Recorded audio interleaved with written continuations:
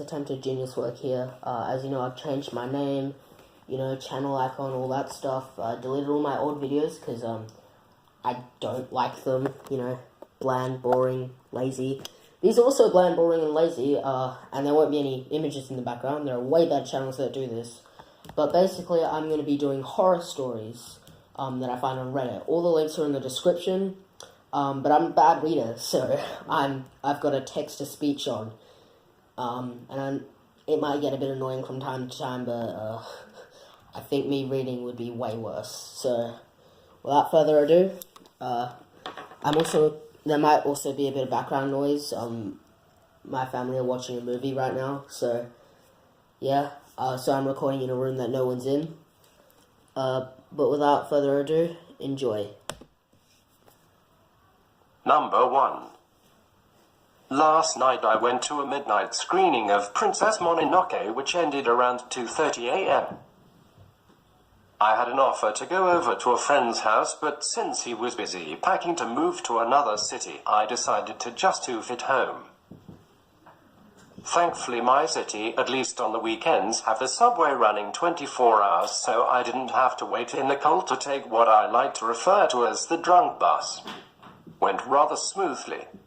Train arrived shortly after I got underground and I made my connection easy peasy. The issue started when I got off at my stop. As I'm walking to go up the steps, I hear a woman on the other platform being really loud, easy to ignore. But then I kept hearing her say, "Miss." Miss, I glanced because I was the only other female on either platform, but I didn't recognize her and kept rolling. I get to the top of the first flight of stairs and she gets to the top of her stairs at the same time and once again starts with "Miss."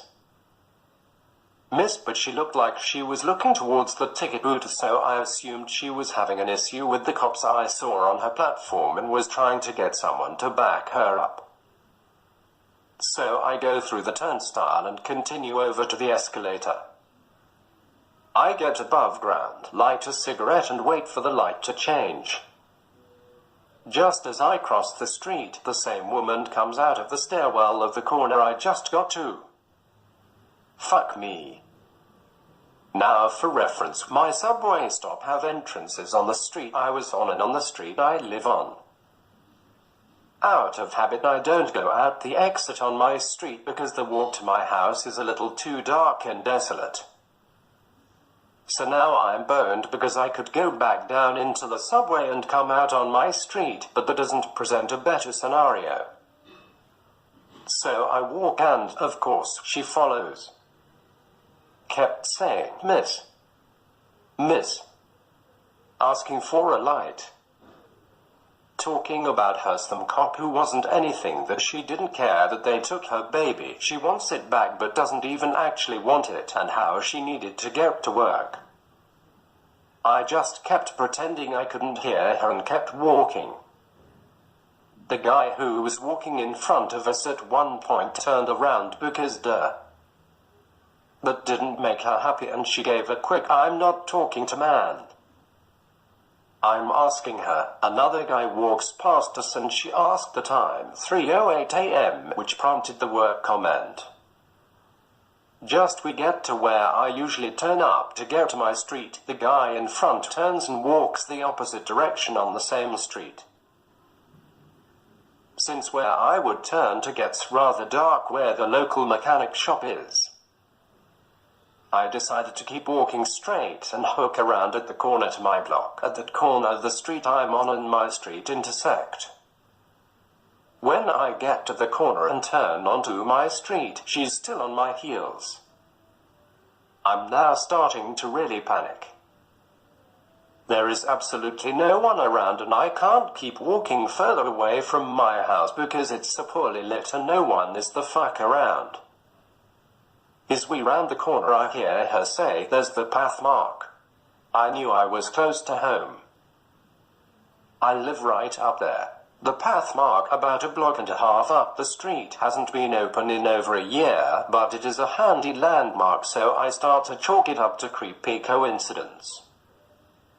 I proceed to my house and toss the butt of my cigarette into the street, which she picks up and gives an actually sincere thank you.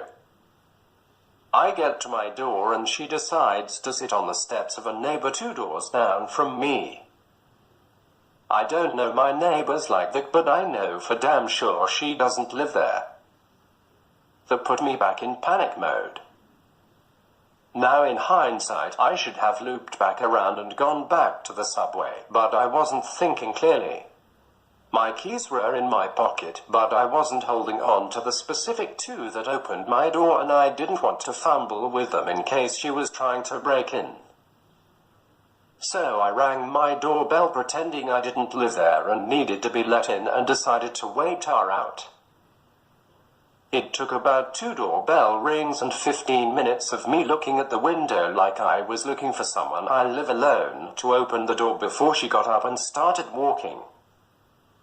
Mind you, walking in the opposite direction of the path mark. I followed her in the reflection of my screen door until she was far enough away that I could get my keys out and get in the door because she could try whatever it was that she was going to try. I kept rechecking I had locked the door, sat up in bed fully clothed, and cursing myself for misplacing my bat for the rest of the night. I don't live in the best of neighborhoods, but I've never had something like that happen scare me shitless. Needless to say, I really regretted not having gone to the liquor store earlier in the day because I seriously needed a fucking drink right then. So crazy lady from the subway who followed me home, let's never the fuck meet again. Number 2. So this happened over the holidays and I'm barely deciding to post about it. My family all went to Mexico for New Year's and I had just gotten hired for a job and had to work the Monday after New Year's, which is the day they'd be traveling back. Therefore, I couldn't go with them. I didn't think staying at home alone would be a big deal because I've done it before. We have a dog and an alarm, so I feel safe all the time it happens. This time was quite different though. It was New Year's Eve and I had been invited to 3 different places. I was trying to go to all 3. I was at home getting ready to go to my aunt's first and I didn't want to show up empty-handed, so I was making cookies. As I'm baking, the alarm system goes off saying, "Ma's bedroom window open." That alone scared the crap out of me. I was frozen in the kitchen, not moving a peep. After what seemed like forever, I just grabbed a knife and my phone and started frantically texting my best friend saying, "I think someone is trying to get into my house through my parents' window." She quickly replied telling me to get out of the house. I wanted to, but in order to do that I had to pass the hallway, and the hallway faces my parents' bedroom. The kitchen is the farthest room of the house from my parents, so I just ducked behind the bar counter and held onto the knife. After a few minutes of silence, I thought I had just imagined the whole thing and no one was here. But that's when I heard the window thingies move. I can't remember what they're called, but those plastic long rectangles that make noise when you move them. Anyways, I heard those move, and then I heard as if someone had jumped in and landed both feet down. The steps that followed are what made me start hyperventilating. They went back though, and then I just heard nothing. For like 20 minutes. I decided to go check. Hee hee. I know. I'm that person. I went with my knife though, and found my parents' bedroom empty. I didn't even check the window though. That was good enough for me, and I ran out of my house, but not before grabbing the cookies from the oven. I went to my aunt's, then my cousin's house, and then finally to my best friend's, and she was worried about me, so she asked if I just wanted to sleep over, and I did. I didn't go back home until the Monday morning before work. By the time I was back from work, my family was back. I had already forgotten about my experience on Saturday and hadn't thought about it. The first thing my dad asked me, though, freaked me out. He said, "Why did you open our window and rip the screen like this?" So I hadn't imagined it. I just wonder why this person left. IDK. Thank goodness, though. But guy, a girl that broke into my house on New Year's Eve when I was baking cookies. Let's not meet. Number 3. This is my first post on here after being a long-time lurker. This just happened earlier tonight and thought I might share because I'm pretty shaken up over it. Earlier, around 10:30 p.m., I took my dog out since he was whining at the door. I usually take him out around this time and live in a nice, quiet neighborhood, so I'm usually not too worried about being out late. I've taken him out around midnight before, no problem. Tonight I was home alone waiting for my boyfriend to get home from work, so I was a little on edge already because I'm a generally paranoid person. I read this sub a lot and try to take extra precautions to avoid the situations a lot of you have been in, so I took my pocket knife outside with me like I always do late at night. When I step outside, I do an area scan right outside my door just to see if there's anyone else out. Well, anyways, I took my pup out and he walks towards a tree to do his business, then within a few seconds starts barking insistently. I was freaked because I had already scanned the whole outside area and determined no one else was around, but he was barking as if someone was there. Now, my dog almost always barks at everyone, so that in itself wasn't weird, but since I was on high alert and hadn't noticed anyone, I sensed something was off. I hesitantly walk around to where he is and see nothing, but I have a death grip on my knife and feel a little safer, though I probably would not ever have the guts to use it. Dog was still going crazy at seemingly nothing, so I told him to shut up, thinking maybe he saw a cat or a squirrel. I keep my attention focused on the red area but start backing up towards my door just in case, but my dog was still pulling in the opposite direction, barking like all hell. I decided that he wasn't gonna do his business, so I figured I'd just take him back in and try again once my boyfriend came home from work. But then I saw something move in my peripherals in the same direction my dog was barking. When I turned to get a better look, I noticed that there was a person crouched between some cars directly outside my neighbor's apartment across the street, not moving. I could barely see them but saw their shoes peeking out from underneath the car. My dog was growling at this point and standing his ground in front of me. But I didn't particularly feel safe since my dog is a small wiener dog who no one is afraid of because of how cute he is, even if his bark is big. In the moment, I kind of froze and tried to tell my dog to be quiet, but quietly, like I just didn't want to be noticed, but there's no way whoever was by the cars didn't know we were there. My flight mechanism kicked in real soon though, and I managed to pull my dog away back into my apartment and immediately locked my door behind me. I turned off all my lights, let my dog off his leash, then went to the window that faced where the person was crouched and peeked out. My heart missed a beat when a rather large male came out from behind the car and started walking towards my place. Now, my door has 2 floor-to-ceiling narrow windows on either side of it with no curtains, so anyone can just look in and see my living room or kitchen depending on their angle. But couldn't see where I was by my other window because of furniture. My pup was barking again at the window and I knew this guy was looking in but couldn't bring myself to look. Then I heard my door handle jiggling slightly. Mind you, I'm like 10 feet away from the door.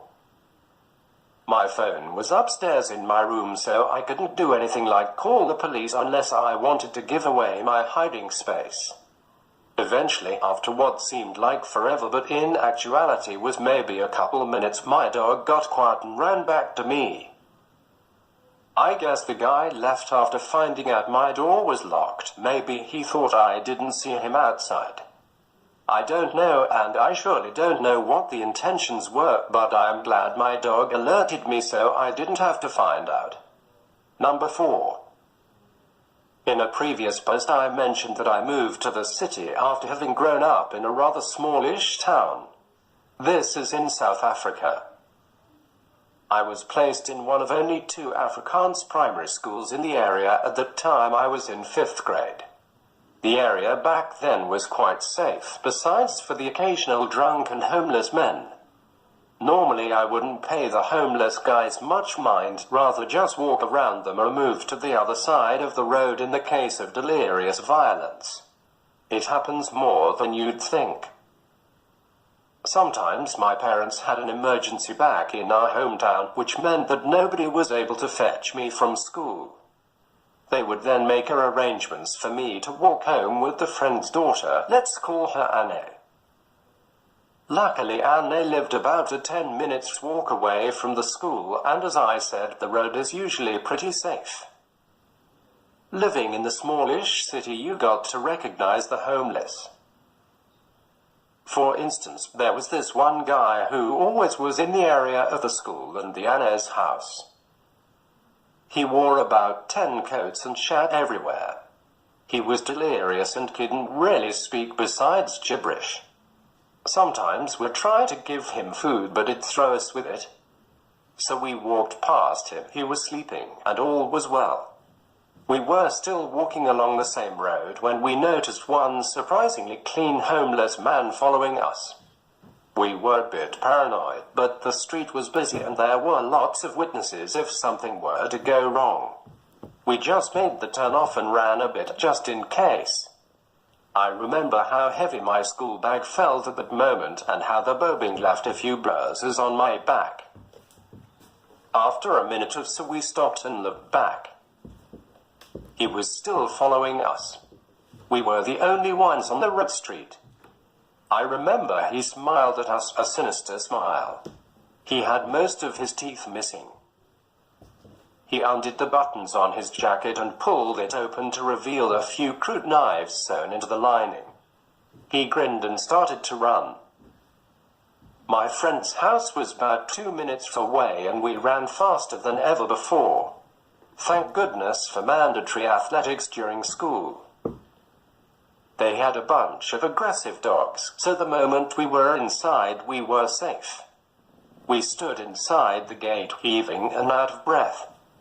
The man ran to the gate and tried to climb until the Rottweiler jumped up against it, growling furiously. The man had a frighten after making stabbing motions with his weapon. He eventually left. We went inside and never walked to her home again. After that, I think I saw him in passing once or twice. Luckily, he never noticed me. Said to the particular homeless man, "Let's not meet again." Number 5. This happened about 6 months ago. I was 22 at the time, and my daughter was only 4. I lived in a 2-story house with just me, my daughter, and my husband. I was taking at-home classes to be an iPhone specialist, starting at 5 p.m. and ending at 10 p.m. Monday to Friday. My husband had left for his 2 weeks of training he does every year for the military, so it's just me, my daughter, and our pit bull mix, Mavis. I had just finished my classes for the week and had the weekend free. So I decided to go to my mother's house until Sunday, so I packed up my stuff and my daughter's stuff, and we went for the weekend. We returned home Sunday to find someone had broken into our home. There were muddy footprints and windows open, but nothing was missing. I was going to call the police, but my sister's husband explained that the cops wouldn't do anything. Nothing happened that night, but the next day my mother came over to pick my daughter up so I could do my classes without worrying what she was into. They left and I went to watch the class upstairs. I put headphones on so I can hear my instructor teach the class, but swear I keep hearing stuff downstairs. I even texted my mom and told her I heard stuff downstairs and it was creeping me out, but she assured me it was probably just Mavis because everything was locked up tight and no one could get in. I agreed, thinking I was probably just freaking myself out. I continued listening to my instructor teach, and I swear I heard footsteps on the stairs, so I hurry up and take my headset off and listen. I didn't hear anything. I walked down the stairs and didn't see anything either, so I went back to class. At 10 p.m. my class was over, and my mom decided to just keep my daughter for the night. I was doing my homework with Mavis upstairs with me, and all of a sudden she started barking and growling and ran downstairs. Now, Mavis usually barks and growls at the slightest noise outside, so I didn't think much of it but decided I should check it out anyway because of what happened while I was at my mother's. Again, nothing out of the ordinary, so I went back upstairs. I was finally done with homework and it's about midnight, so I went downstairs and called my mom like I do every night. We were talking and I decided I open my daughter's door and peek my head in. I don't know why I did this because my daughter was at my mom's for the night, just to have it, I guess. I should have mentioned earlier that when you look in my daughter's room, her bed is on the far wall a good ways away from the door, so you can clearly see under her bed. So I opened the door and to my horror a man was under her bed. I just froze and didn't move, just stood there in shock. After what felt like minutes, I slowly shut the door and whispered into the phone to my mom that there's a man in my house under my daughter's bed. My mom was terrified, and she screamed at me to get outside and to stay on the phone with her. She had my brother call the police, so I ran outside with Mavis and waited for the police to arrive. About 3 minutes they came and searched my house and found no one. But they discovered my bathroom window was open, and they happened to shine the light at the living room window, and I could clearly see 2 huge handprints where they slid the window down. The cops waited for my mom and brother to get there, and while we were waiting, they told me about this man that usually stays 2 houses down from mine with his parents. Both of his parents have a pretty bad drug habit, and this guy has been known to put women in the hospital and trying to kill them. What scares me even more is since we have bought this house, my daughter has been terrified and always told my mom she wanted to stay with her because it wasn't safe at mommy's house. I didn't think too much of it because I thought maybe it was just a new place, and you know how kids are with new places. After this whole thing happened, I stayed with my mom until my husband came home. We decided to ask our daughter about the house. What she told me absolutely terrified me. She said that at night while her dad and I sleep, monsters come to her window and try to get in. She says it's a boy monster and a girl.